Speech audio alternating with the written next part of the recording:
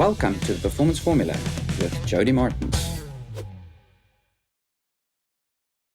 Brian, officially welcome to the Performance Formula podcast. It is really, really awesome having you here.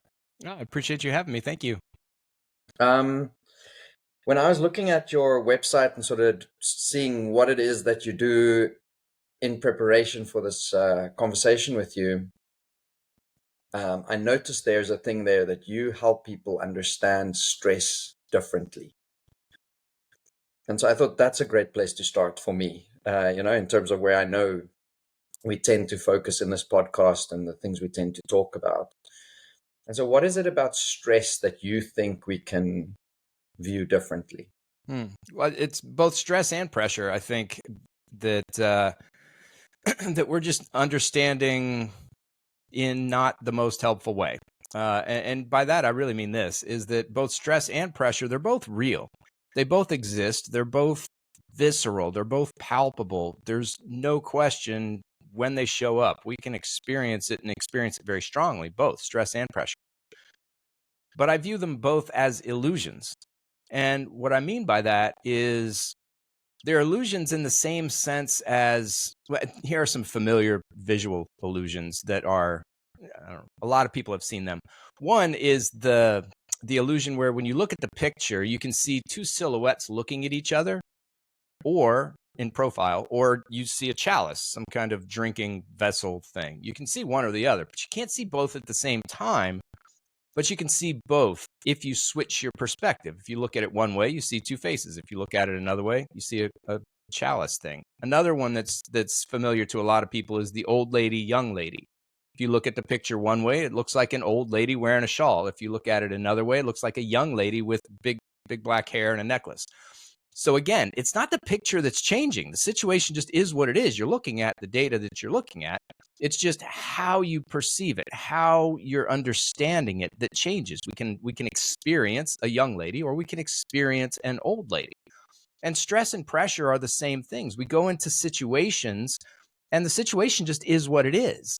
It's not a high pressure situation. It's not a stressful situation. It's just a situation. And whether we experience pressure or stress or not is entirely up to how we view that situation, how we understand it, which aspects of it we're focused on, and the way that we're explaining those aspects to ourselves.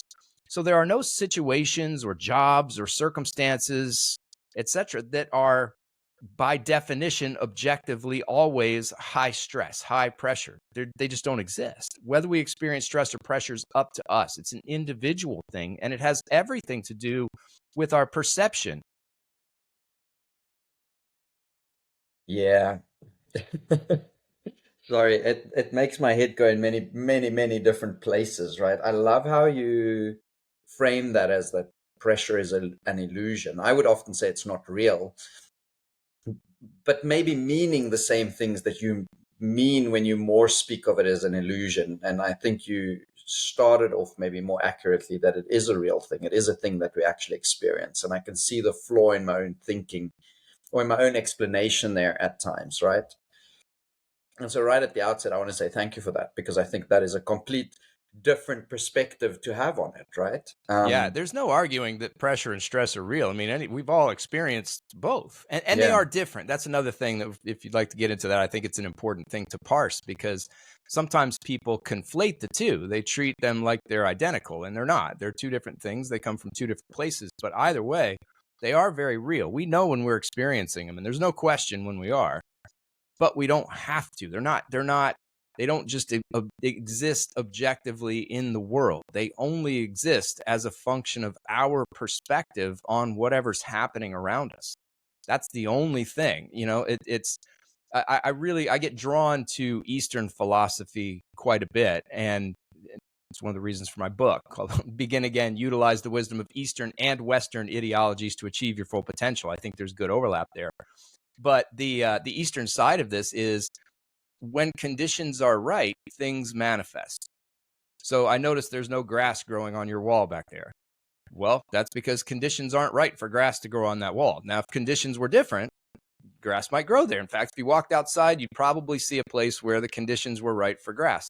And stress and pressure are the same things. If conditions are right, then stress and pressure manifest. And so it becomes very helpful for us when we start to understand better what are those conditions that are present when stress and pressure tend to manifest for us. Because then when we experience stress pressure, we understand it better. We can use that as a red flag to adjust some of those conditions that exist in our environment and in ourselves. Again, it comes down to perspective and perception. We can adjust those and see benefit from it. And like you said before too, this is not a new concept, this idea of stress and pressure being, or I guess the idea that situations aren't what will determine our experiences. This is an idea that goes back to Epictetus, the Stoic philosophers 2,000 years ago. He said it's not events that disturb us. It's our judgment about those events that disturb us. Shakespeare said the same thing in Hamlet. It's nothing is either good or bad, but thinking makes it so. So it's not the events that are good or bad. It's not the events that are bothering us. It's not about that. It's about how we're thinking about those events. So again, this perspective that I'm putting out, it's not a Brian Hite thing. It's been around a really long time. And that's why I say, I think that for whatever reason in our culture and in our environments, we've done a disservice to people operating in those high stakes situations where consequences really matter. And we're just through our language alone of high pressure situations, high stress jobs, we're planting the idea that we must inevitably experience stress or pressure in these moments. And that's counterproductive. We don't have to. In fact, we shouldn't. It's never helpful. And we can go through about why that is too, because I get pushed back on that sometimes. But that's where it all comes from. Yeah. Maybe before we get into all of these topics, right? I'm sure you've had a personal journey with this stuff too, that led you to investigate this and try and figure this stuff out. What's the story behind the story? Well, I was a stuntman and still am. That's been a 30-year journey. In that particular world, I started when I was 20 years old at a live show at a Six Flags in New Jersey in the U.S. And I'm still going with the various shows now. But over the course of those 30 years of stunts, I've been in a lot of situations where the consequences mattered, where if I did it wrong, I wasn't going to go home, or somebody I was working with might not go home, at least in the same condition that we showed up. There were very real ramifications to failure and to mistakes. And that's just been a world that I've lived in for a very long time. And along the way, I got educated. I have a master's degree in sports psychology and a Ph.D. in organizational psychology. And I used both as a sport performance psychology consultant for the U.S. Army. So I spent a little over a decade working with Army soldiers, also operating in those same situations where the stakes are high, where mistakes truly do have, or can have at least, very serious consequences. So this is a world that's just been that's where I've landed, is in this high stakes world. And I've bounced around over the last however many years. I did, once I got the education, then I started working with the Army, and that was kind of off and on. And then about 2.5 years ago, it was about 2.5 years ago, I quit the Army job and I opened my own business with the belief that I would just work with athletes and performing artists in a traditional sports psychology way. Let's help get your mind right so you can perform to your potential in the moments. But that wasn't enough. It really, I felt like I was leaving an important part out. And that important part was that experience in the high stakes situations. And then once I started to bring that in, I don't even know. I remember this conversation very vividly, but I don't remember with who. I think it was a client, and I think he was a teenage swimmer trying to figure out if he was going to college. But he brought up high pressure. Yeah, so I just don't do well in high pressure situations. And I'd heard that so many times over the years. And I don't know why, in this one situation, the light bulb went off, the flag went up. And I thought to myself, I don't even think that's real. I don't think there are high pressure situations. Let me kick that idea around a little bit. And I started to. And then what was really cool is, because I still do stunts, I was able to put myself in that situation. So for example, I was working on a show called The Cleaning Lady. It's a Fox TV show. And I was, the stunt was I was playing a bad guy, and I was up on a boat looking for somebody, and then ended up doing a fight, got knocked off of this boat, which wasn't in the water, it was on the ground. Got knocked off, it was about 10 feet, bounced off a picnic table and went to the ground. There were no pads. It was just falling off 10 feet, bouncing off a picnic table and going to the ground. And it was a perfect opportunity for me to play around with some of this stuff because, I mean, think about it. If such a thing as a high stress situation or a high pressure moment existed, then standing on top of that boat with Lou Diamond Phillips, who was directing the episode, staring at me, and, the stunt coordinator who'd hire me staring at me, along with 30 other people who were staring at me about to fall off this thing, that would have to qualify. And so I was able to let my mind go. I don't recommend this to people, by the way. But, I've been doing this so long, I allowed my mind to go to those stressful and pressure places. I allowed some of those thoughts to creep in and some of those perspectives to take hold so I could experience the physical, the mental, the emotional changes that went along with that. And then to test out some of these strategies that I'd come up with to target specifically those things. And it was a great little try it out moment. And it's one of the things that I'm most grateful for, really, when it comes to the academic side of getting a master's degree in sport performance psychology and a Ph.D. or whatever. All that stuff's great and the information's fantastic. But if it doesn't translate into real world applicability and benefit, then it's useless, to me at least. I mean, I enjoy thinking and reading and whatever about just information for information's sake. But when it comes to the performance realm, I need stuff that's going to be helpful. And I had a natural training ground and testing ground for all of these different things right out of the gate. And so this was just another one of those opportunities to test this stuff out. And it was fantastic. It was something where, yes, the pathways to stress and pressure were exactly what I thought that they were. And the antidote to that was what I thought it was. And it worked very well. So I was able to try it out, been able to try it out with some clients over the past, 6 months or so in the various populations that I work with. And so it's been a really cool journey. You mentioned journey, and I love that word. That's exactly what it's been. From a 20-year-old who dropped out of college to go be a stuntman to now here I am. I'm able to incorporate the experience with the stunts with the academics from the programs and the various other populations like the military, police, educators, etc. that I've worked with over the years, and bring it together into this one package to hopefully really help people understand these concepts better, maybe look at them differently than they have in the past, and feel more capable of operating not only on the one-off performance situations that are high stakes, but over time. Those people who operate in jobs, that's their career, is working in high stakes situations. How do you do that over time without burning out? How do you stay motivated? How do you keep your emotional regulation where it needs to be in order for you to go day after day after day in these situations without breaking down? So I've really, it has been a fantastic journey. I've really enjoyed it. And I appreciate you bringing me on to talk about it. Yeah.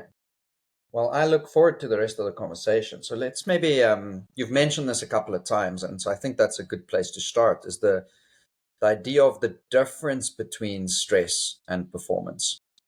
Stress and pressure, the difference between stress and pressure, sorry. Yeah. Stress and pressure in performance. Yeah. So the difference there, this is an important one. For stress, it's around the situation that we're in. That's what is the perceptions of the situation are what's going to determine stress. And the model that I use for this, it's been around for a while. It's called the transactional model of stress. If there are any theory geeks out there, Lazarus and Folkman are the two gurus for that one. But essentially what it says is this, is that when we're in a situation, we do what's called a primary appraisal. And that primary appraisal is this situation a threat? Might something bad happen to me in this situation? Am I worried about something bad happening to me? And if the answer is yes, then we move on to what's called a secondary appraisal. And the secondary appraisal is, okay, do I believe that I have the resources necessary to deal with this threat?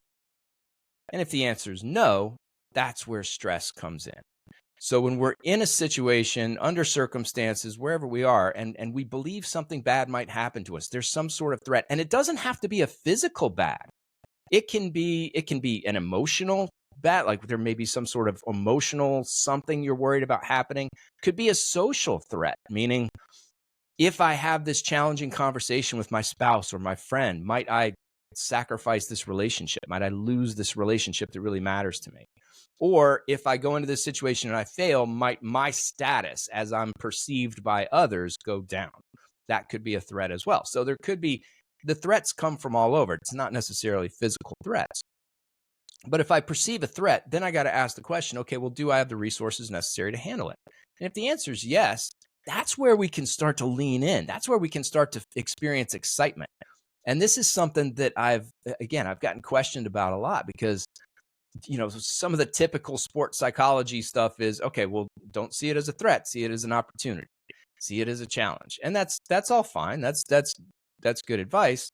But when you're standing on top of a boat about to fall 10 feet, or you're about to get lit on fire, or you're about to crash a motorcycle, or you're, a first responder and you're about to go into a building, you don't know what's going to happen, or the military, or there's a fire happening, or if I'm a surgeon and I'm going into surgery and the consequences really matter, there really is a threat there. You can't say there's not a threat. There is a chance that something bad might happen, for sure.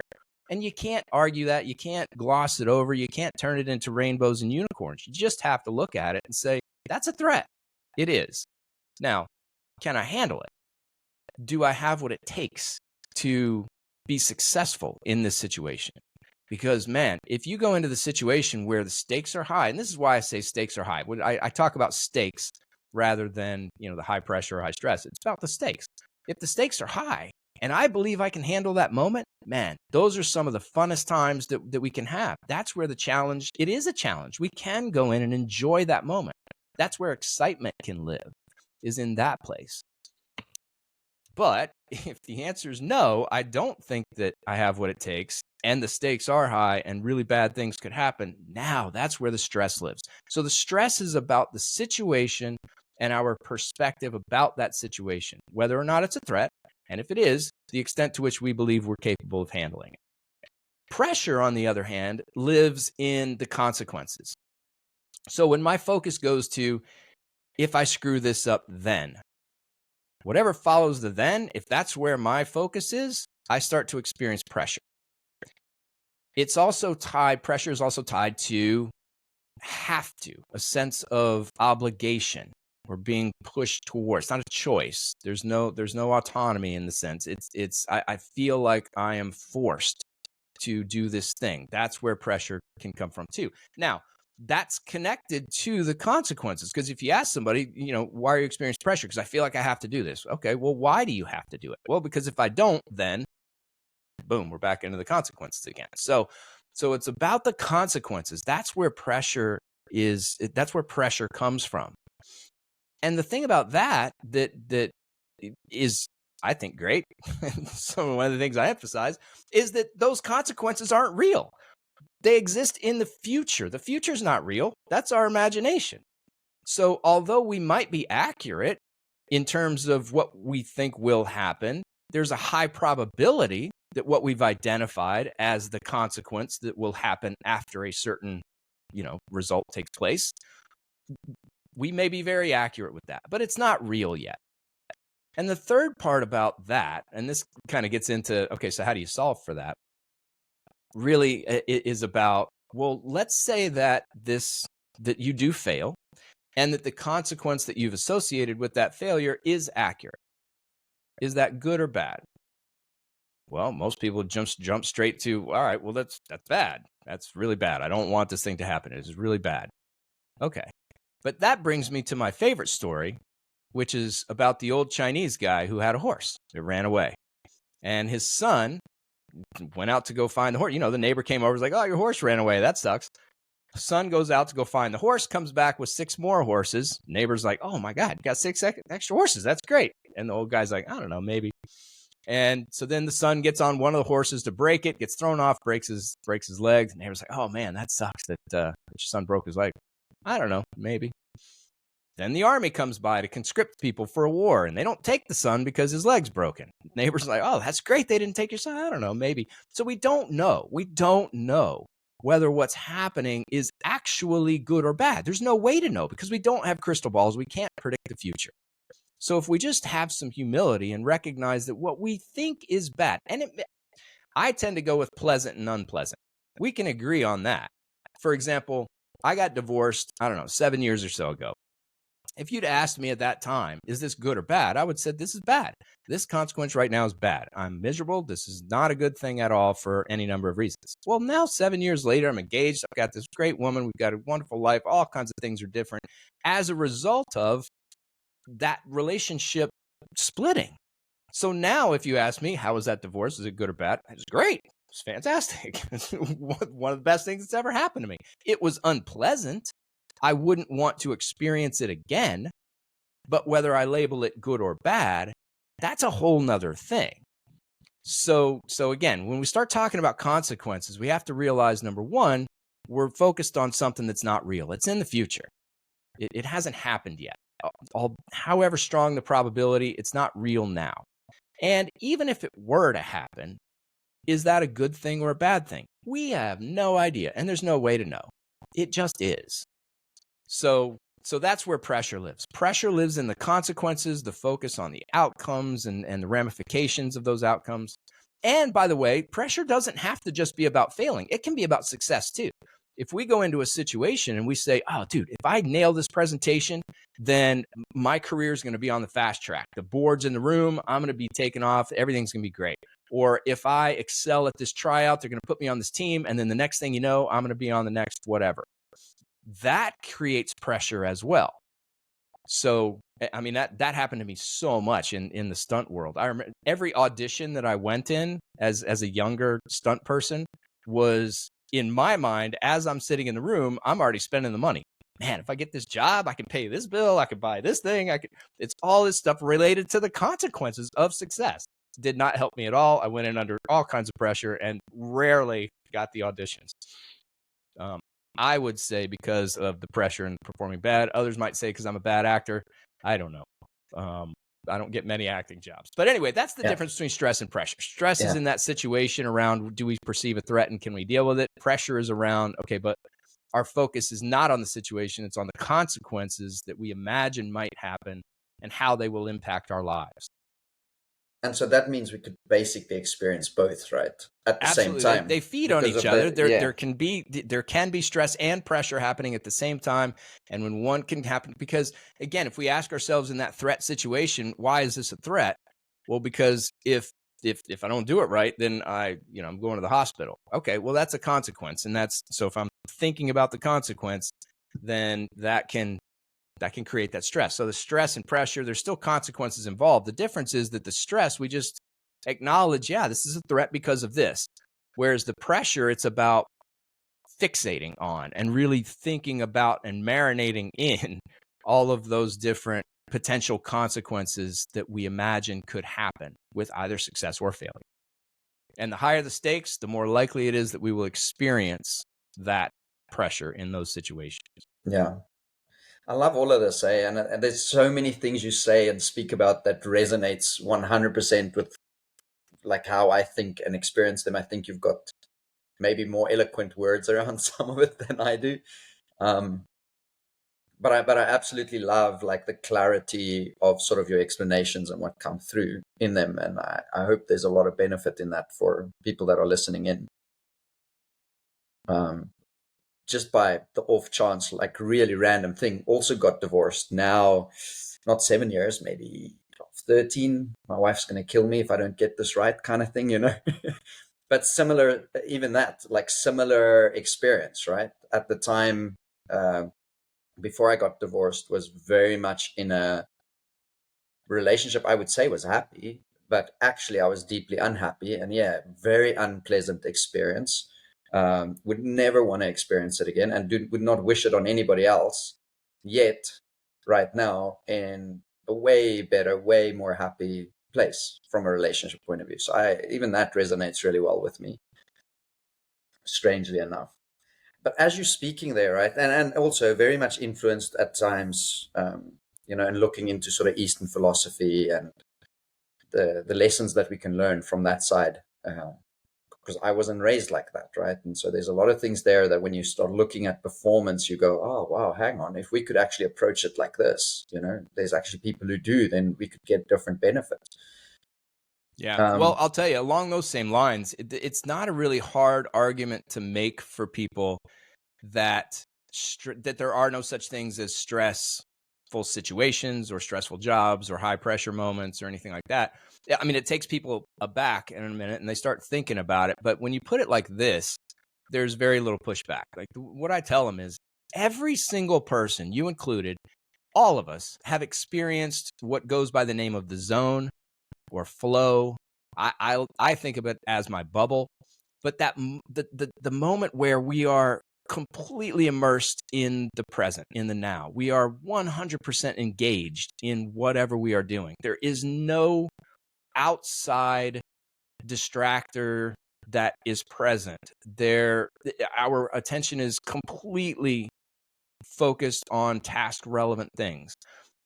All of us have experienced that moment.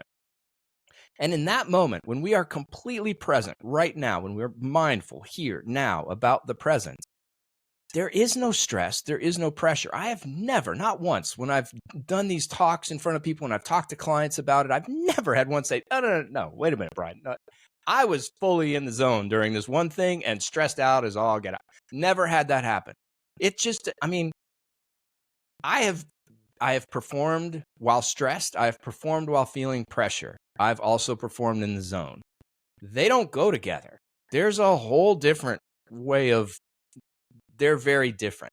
So that gets to the Eastern idea of mindfulness gets thrown around a lot today as a term, and it's a very valuable one. People mean different things by it sometimes, but this idea that we can just be here in this present moment, the only one that we can really experience. Memories, that's just our brain recreating things very inaccurately that have happened in the past that actually made it into our awareness. We're not recreating what actually happened in the past. We're recreating what made it into our awareness. And the future, like I said before, is not even real. We're just imagining all of that. So right now in this moment's all we have. And if we can be present in this moment, really engaged with anything task relevant, we will not, for sure, experience stress or pressure. It's just not there. So that's the condition that we're trying to create, that fully engaged, fully immersed, completely task relevant way of being in these performance situations. And not only doing it once and not only doing it for a little bit, but doing it consistently throughout a single performance and consistently over the course of time with myriad performances. Yeah. So as you were explaining sort of all of this stuff, there's a couple of words that popped up into my mind, right? And so the one is control. So my sense is that a lot of the time, and so I'm wondering what your take on this is, my sense is that a lot of the time athletes or people in general, we want to be in control of that outcome, right? We want to be in control. We want to, like I'm at a cricket academy and I can see the parents in the academy, and hey, as coaches, we do that too. We can see the potential in somebody, and so we want them to do well. And then we get to a place where we can get needy potentially about a certain outcome, because that would mean, as you described earlier, certain things, right? Maybe my child will be seen as a great athlete, or they can move up in a team, or they can make a career out of this down the line. Or as a coach, you think if you achieve certain things, well, then geez, maybe somebody else will also take notice. And I'm sure it's like that as the examples you mentioned, right? Or in all other spheres of life. And so there comes this element of control into it, that, I have this desire and I have this need for something, but then I want to try and control that outcome. And that would then be the place where in our conversation, I'm sort of learning that the pressure gets created because now we're relying on the consequence, right? If that outcome is good or if it's bad. And then that gets us to overthink potentially and spins us in circles. Yeah, sometimes pressure gets conflated with motivation too. And that comes down to the consequences. So, and the connection there is the have to. There's a theory called self-determination theory that I really like in terms of motivation, because it doesn't talk about levels of motivation. That there are other theories that do that. It's about the quality of the motivation, the type, the sources of the motivation. Where is the motivation coming from? So we're just assuming that people are motivated and driven to do whatever they're doing, but why? What is the underlying source? And it could be because I have to. I'm compelled to, because if I do, somebody's going to give me $10,000, or because if I don't, then this other bad consequence is going to happen to me. So I am motivated to engage in this behavior and to try to do it well. So there's overlap with the pressure. We're likely to experience pressure along with that motivation. But when we can shift motivation more to those internal sources of, I'm doing this because this is the person I am, because it aligns with my values. It aligns with how I define myself. So of course I'm doing this. I mean, sure, the consequences are great. I hope it all works out. I would love to have whatever it is that comes out of doing well, but it's not the reason I'm engaging in the thing. I'm engaging in the thing because of the thing. That's a whole different source of motivation. So when I talk to clients around motivation, that's one of the things we get at is, let's talk about what affects levels of motivation. That's important. But let's also get into sources of motivation and why that should matter to you.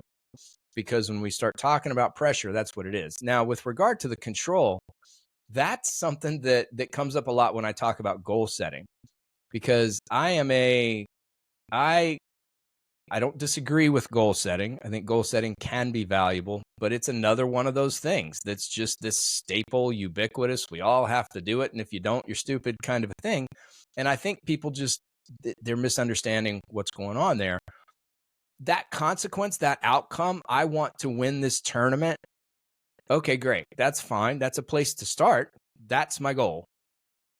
But I can't control whether I win that tournament. There's nothing I can do about that. I mean, truly, other people are involved. The other teams get a vote, and I don't get to determine how they play or whatever they do. So I don't have control over winning the tournament. So let's talk about what I do have control over. So we back that up with, all right, well, what do I need to do in order to maximize the likelihood, because I can't guarantee it, but maximize the likelihood of my achieving this goal of winning this tournament? Well, I mean, the example I usually use for this is soccer. So if winning the tournament's the goal, well, I need to win more games than the other teams do. Yes, you do. You absolutely do need to win those games. And here's a game right now, so you need to win this game. What do you need to do in order to do that? Well, we have to score more goals than the other team does. Yeah, you do. So how are you going to score more goals than the other team? Well, we have to dribble well. We have to pass well. We have to shoot well. We have to come back from mistakes that we make well, get off the ground well. We have to keep a good attitude throughout the game. We have to communicate well. Yeah, yes, to all of that. That is what you need to do. And if you do all of that, you are going to maximize the likelihood of you scoring more goals than the other team does. So put your focus there and not on winning the game, or for sure on winning the tournament, because that does you no good. That provides you zero information about what needs to happen in order to help create conditions for that outcome you want to manifest. In order for that outcome to manifest, good dribbling has to happen. Good execution on defense has to, there are things we can identify. So put your attention on those things. That is the best place for our attention, because number one, it's happening now. And number two, there are things that we can do. So in terms of control, that's the way I kind of back that whole thing up, is just acknowledging sometimes these larger objectives that we have. There are too many variables and we can't control enough of them. So it's fine to have it in your mind. And it's even fine sometimes. I'll teach people with mental imagery to imagine what achieving that might look like. This is when motivation is a problem for people, when they're just having trouble getting out of bed in the morning, and doing what they need to do. Like, just imagine what it would be like to achieve this thing that you've set out for. So it's not that having goals is a bad thing, or even thinking about them is a bad thing. It's that if we fixate on them and that's as far as we go, is I want to do this is my goal, and I leave my attention there rather than backing it up to those things that I can do something about that create conditions for that outcome to manifest, that's where the problem comes in. I love that you use the word conditions. You're most probably the only other person I know that speaks of it like that, other than myself. I've had a whole bunch of people on the podcast and we talk about sort of all these sort of things. And many people would describe it as being in, as you said, the flow or the zone. And I refer to it in the same way. I say, no, it's the conditions. I use the example of a seed or rain, like when the conditions are right for a seed to grow, it simply grows. It doesn't sort of go, okay, the conditions is right. Well, I don't feel like it. It simply just happens, right? And I think that's something I only learned, I'd say, in the last year, that if we talk performance, then we always talk about the doing part of the performance, but we don't actually look at what the conditions are in order for that performance to happen. I don't know a lot of people around the world that do. In my mind, I now know you, and I know one other person, maybe one other. There's maybe 4 people I personally know that think of it in this way or in a similar way, that unless we spend time figuring that part out, that component, like what is the conditions that are needed? Like one seed might need sunlight and another one might need moisture. One can grow in the shade, another one can grow in, it needs blazing hot sun. There's plants that grow in the desert, and there's ones that thrive in the desert, but if you put them in a tropical environment, they'll die. And the same the other way around. So my belief is that every person inside of them has optimal conditions. They have conditions that they can create from within, not relying on the external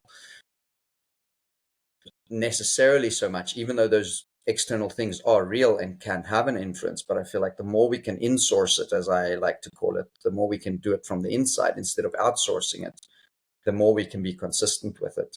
Yeah, I can't agree with that more. In fact, I have a program called PhaseX that's a 4-phased approach to performance that we developed while I was working with the Army. We published it in what was it, the Journal of Applied Sports Psychology, but I've since branched it out into all the other populations too. But essentially, here's what it says: is that there's a before, a right before, a during, and an after. Those are the 4 phases. And performance has been described for years and years in terms of before, during, after. That's not the new part.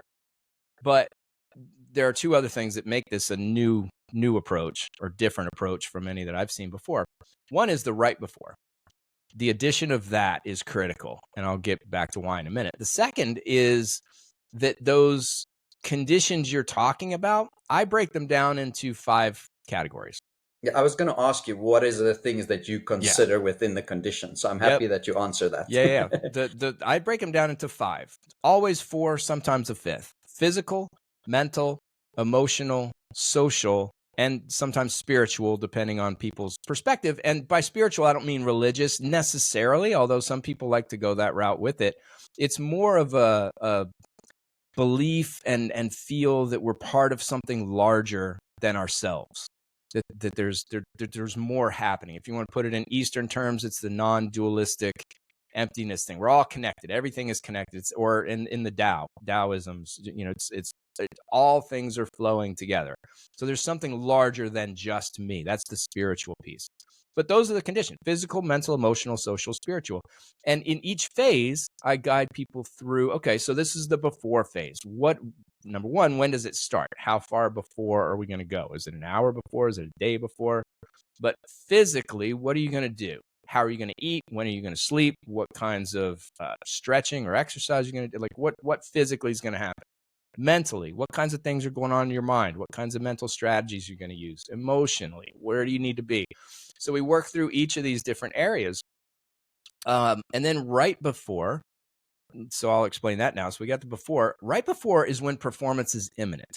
It's when things are about to happen. On a movie set, it's when I hear roll sound.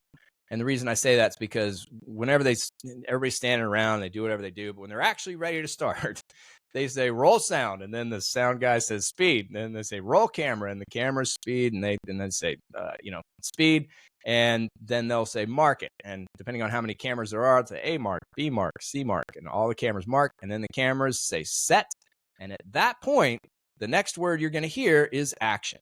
So when I hear roll sound, that means it's no kidding truly about to happen. This is all going down. And that's when I transfer. Sometimes, depending on how it is, I may move it to the left a little bit, make it happen a little bit sooner. But that's my point, is that the before for me starts if I'm just going to put this in stunt terms and people can translate it into other stuff, or we can move it into a different realm. But when I show up at work, that's when before starts. When I park and I get to my trailer, I check in with the assistant director and I say, hey, I'm Brian Hite. How you doing?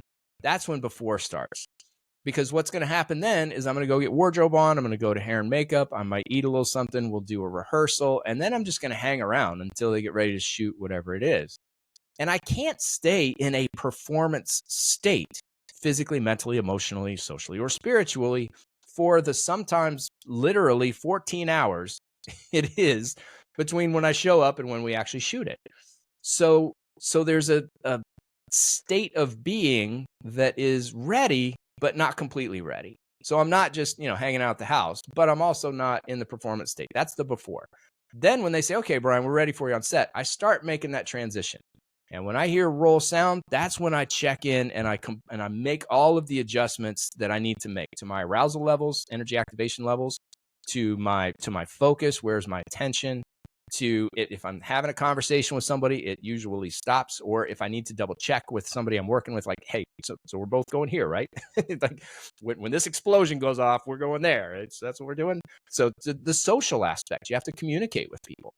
And all of that happens there. Then there's the during. So they say action, and we do whatever we're going to do. Whatever your performance is, there's a during.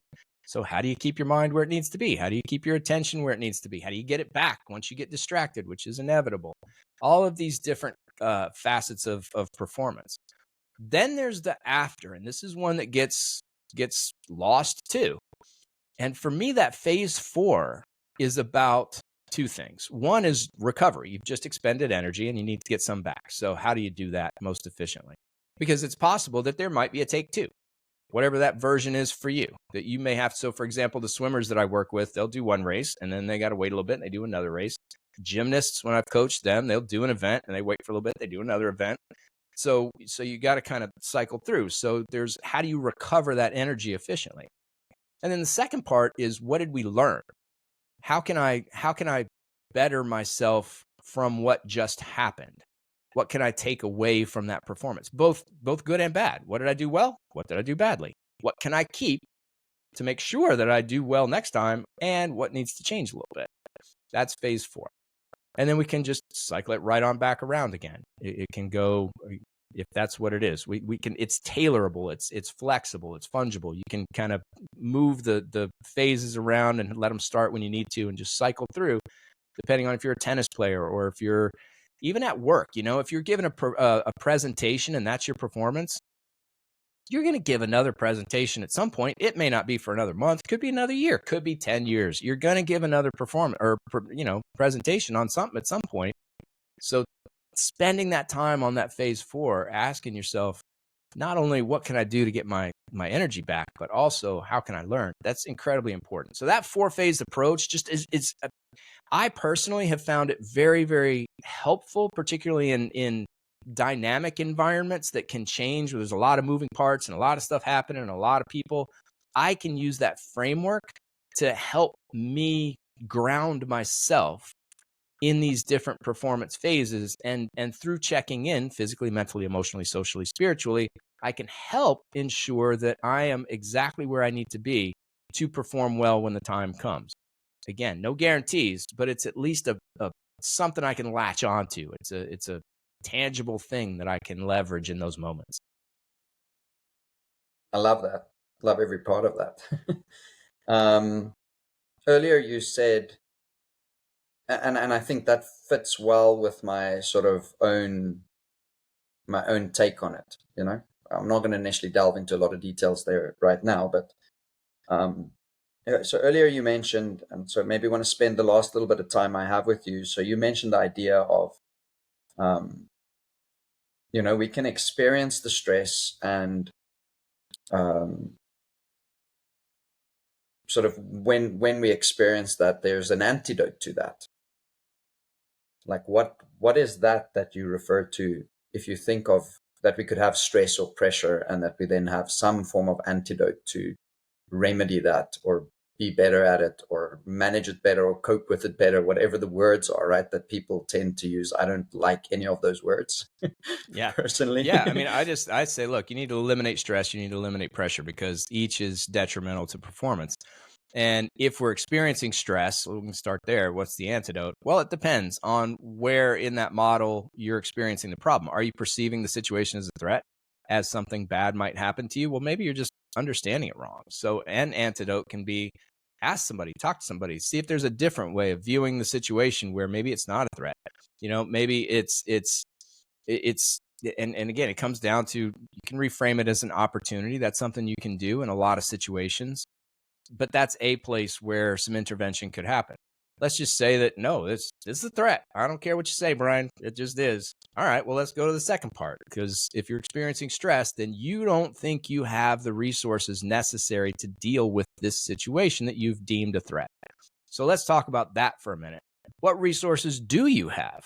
And when I say resources, I mean the same things I said before: physical, mental, emotional, social, spiritual, but also financial might be resource. I mean, we have a lot of different types of resources that are out there, but let's be accurate about which ones we're bringing to the table and to what degree, and our proficiency in using those resources in this particular moment. We can have conversations around that, because sometimes people sell themselves short, particularly when they're experiencing the stress. It tends to be more of a pessimistic outlook, and the stress boosts our arousal levels, our pumped upness, which can narrow our attention, not only externally, but internally as well, and make it harder for us to identify some of those maybe less thought of resources, or even, this happens too.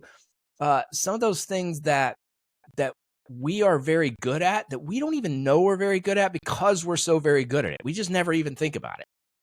It comes so easily to us. And one way to identify some of these is to start thinking about those things that really annoy you about other people, or when things happen. It's like, if you find yourself asking this, why don't they just see it? How come they can't just do it? Like, why is that such a problem? Why is this hard? I don't think, if that's how you start reacting, chances are you're very good at whatever that is, and probably over and above other people. So we have resources that sometimes go, I don't want to say unknown, but just unrecognized, or even unused or unappreciated. So identifying what those are is really critical. And then another piece too is to just, again, embrace the unknown, not as a bad thing, and the uncertainty not as a bad thing, but as, I don't know. I mean, if this thing all happens the way that I think it is, that's causing all this stress, like, I don't think it's going to go well. I don't think I'm going to be able to do it. Well, have you succeeded at everything in your life? Probably not. And have you come back from it when you didn't? Here you are sitting right in front of me. So chances are you'd be able to do that again. Now, again, this is where we start working with some people who get shot at for a living, or who are in situations that truly, if you screw it up, you may not get another shot at it. You have to have a different conversation around that and really talk about the resources. But those are so few and far between, even in those situations. I mean, as a stuntman, I have certainly been in some situations where I could have died if it went wrong. But those of the hundreds of stunts that I've done over the years, I mean, very small percentage are ones where it's really, truly life and limb at stake. And it's the same thing in the military, same thing in the police. There are some situations where it's really a thing, and other situations it's just not. So we have to, with regard to stress, challenge whether it's actually a threat. That'd be the place to start. And then if we deem that it is, really recognize the resources. With pressure, it's a little bit different, because we can be very accurate about the probabilities of these consequences happening, but we can never know whether they're going to be good or bad, like we talked about before. So the antidote with pressure, a real quick one, because our focus is on the future, is putting it into the present. I mean, that takes care of the problem immediately. Like we just said before, if you're paying attention to now, if you are engaged in this moment with all task relevant things happening physically, mentally, emotionally, you aren't experiencing pressure. So shifting the attention from the potential consequences into what do I need to do in order to create conditions for success. That is an immediate, low-hanging fruit for taking care of pressure in those moments. And if the pressure is coming from that sense of have to, You just have to change that. And my kids are so sick of me saying this, but when they come home from school, what'd you do at school today? Oh, we had to do. You got to. Yes, we got to do this thing that, whatever it was. No, you didn't have to. You Yeah. got to. Yeah. So if we can change that perspective, and again, it can seem trite. It can seem, I don't know, this guy doesn't really get the seriousness of what it is that's happening or really what the circumstances are. But no, I do. And I'm still saying that you get to. Because think about how many other people on this planet would trade places with you in a heartbeat. I don't care what your problem is. There are people on this planet who would happily trade places with you. So think about that. You get to go to work. You get to engage in this activity. You have the opportunity to learn. You have the chance to improve. Success or failure. Like, that's what you get to do right now. Quit crying about it. Go do it. Have fun with it. Like that's a way you can get at pressure as well, is to challenge the, I don't know, the bigness of the whole situation, or that sense of have to, being compelled to. I have no other option. Because you do. You cannot do whatever it is. Like, I have to do this thing. No, you don't. Well, if I don't, then, well, yeah, that's true. If you don't, then there will be consequences for sure. And if you don't want them, then that's okay. And you can talk about what to do in order to alleviate all that. But don't act like you have to, because you don't. You can take whatever's coming if you choose not to. Like, just at least acknowledge that. Yeah.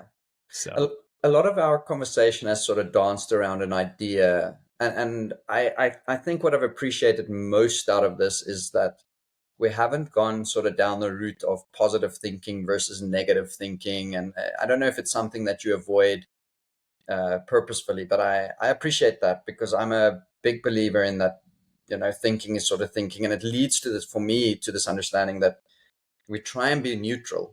This is sort of the word I wrote down here. It's this, and you didn't say those exact words earlier, but that's what it sort of referred to me. Like, we try and, from a performance point of view, find this place where we don't look at things as good and bad. It's like and positive and negative. That if you can position yourself in the neutral, in the middle, and then it makes you more open for whatever is going to come, which then allows you, I believe, to be more focused on the present task, because you're not sort of letting your mind run into the goods and the bads and the rights and the wrongs and the positives and the negatives, Yeah, judging it is a problem. I do think in terms of productive and counterproductive, because I think there are productive actions, there are productive thoughts, there are productive emotions, there are productive social interactions, and there are counterproductive versions of all four of those too. So, but that doesn't say whether it's good or bad. There's no judgment associated with it. It's just, all right, my goal is to win this game. In order to do that, I need to dribble well. All right, well, so what would be a productive physical thing for me to do to help prepare for that? Do I need to juggle the ball? Do I need to pass it with somebody? What would be a productive mental thing? What kinds of thoughts? Where might my attention need to go? What would be a productive emotion? It's not about good and bad. It's just about what would be helpful in this situation and what won't. Yeah, that's how I normally refer to it. Is it helpful or is it not helpful? Mm-hmm. Yeah. Brian, I've loved this conversation, and I thank you for everything that you've shared with us, the clearness with which you've shared it, and I'm hoping that everybody that listens to this podcast would want to reach out to you, in some way, to say, hey, whether it's to help them or whether it's just to have another conversation so that they can learn and grow from it, just like I have from this. If people are interested in connecting with you, what would be the best ways for them to do that? Yeah, well, I'm going through some pretty exciting changes that are happening to the business right now, but the website is brianhiteglobal.com, BrianHite global.com. And you can get on there and you can schedule a discovery call with me. You can email me directly at brian@brianhiteglobal.com. And the stuff that's on the website is accurate, but I'm offering some new things. I'm going some different directions. There will be some assessments that are on there pretty soon too. Some different ways of working with different types of clientele that I'm going to make a little bit clearer. But if anything that I've said on this podcast is of interest to anybody out there, just in terms of, I don't know, wherever you work or wherever it is, if you'd like for me to speak more about it, I do keynote speaking, I do workshops, and I'd love to talk to you about it. So just email me directly, and And if you email me and mention the podcast, this is where it is. I'll give you half off of whatever the first thing is that you decide you want. I mean, whatever that is, you can have 50% off of that. Awesome. So just mention that you heard it here. But Awesome. but this is the other piece of it is that all of these things, stress, pressure, motivation, burnout, they're all very real and they're all very challenging, and they're all I don't know, they're just part of any performance situation, but they're not fun, and they can be dealt with, and they can't be prevented 100%, but we absolutely can take some steps to prevent them pretty consistently, and at least to the point where it allows us and our teams, if we're leaders, to be at our best. So if any of this is stuff that you or others around you struggle with, please reach out to me. I've been through it all myself. I mean, I've experienced everything that I've talked about. It's something I really enjoy helping people with. So please let me know. Yeah. Awesome. Thank you very much for your time. Love this. Oh, thank you. Again, I really enjoy the conversation. I appreciate you having me on the podcast. Awesome.